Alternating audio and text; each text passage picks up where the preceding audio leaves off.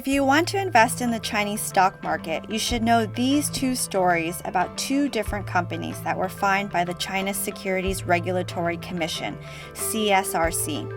The two companies were fined by the CSRC in 2020 and 2021 for financial fraud. However, one fine was 17 times the size of the other. Zhangzidao Group is a seafood supply company that was caught conducting financial fraud 4 times in 6 years and were lying about how their scallops had mysteriously died in cold water. Yes, they really said that. By causing stock price volatility, company executives could cash out on the chaos. Guangdong Rongtai is a listed pharmaceutical company in China. The company conducted financial fraud by reporting a false profit of around 8 million in 2020. The first company, Zhangzidao Group, and the chairman was fined $137,000 by CSRC over this fraud. But compared to the $228 million that the company cashed out in the stock market, the fine was just a drop in the ocean. But in March this year, Guangdong Rongtai was fined over $2.28 million US. Why the big difference in their fines? That's because in the past, the maximum fine under the Securities Law was just $90,000 US, but the situation is changing. China implemented a new securities law in March 2020, increasing regulation of China's stock market and raising the maximum fines allowed. Compared with the US stock market, which has a history of more than 100 years, China's stock market is only 30 years old. The ROE, or return on equity, is a key number that reflects the profitability of a company. Valuable enterprises have one thing in common: a long-term, high ROE.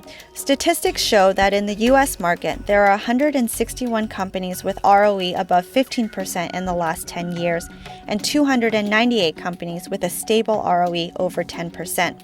But in China's A-share market, only 18 companies have an ROE above 15% in the last 10 years, and 54 companies with a stable ROE over 10%. Part of the reason is the stocks of many Chinese companies are less than 10 years old.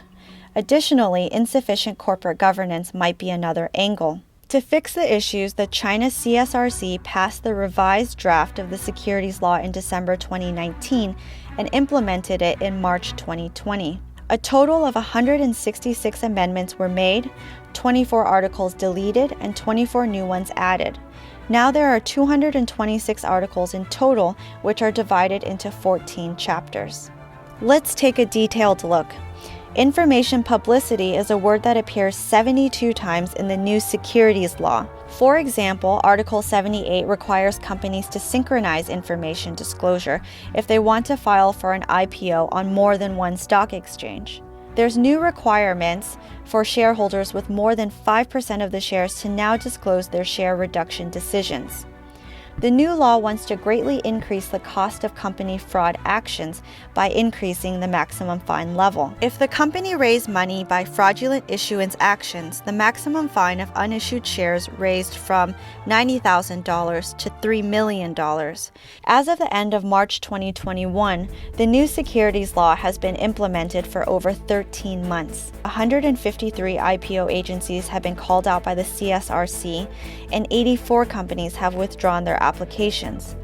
But still, with China's determination to launch a registration-based IPO mechanism and to better regulate the market, there are still 730 enterprises waiting in line for public listing.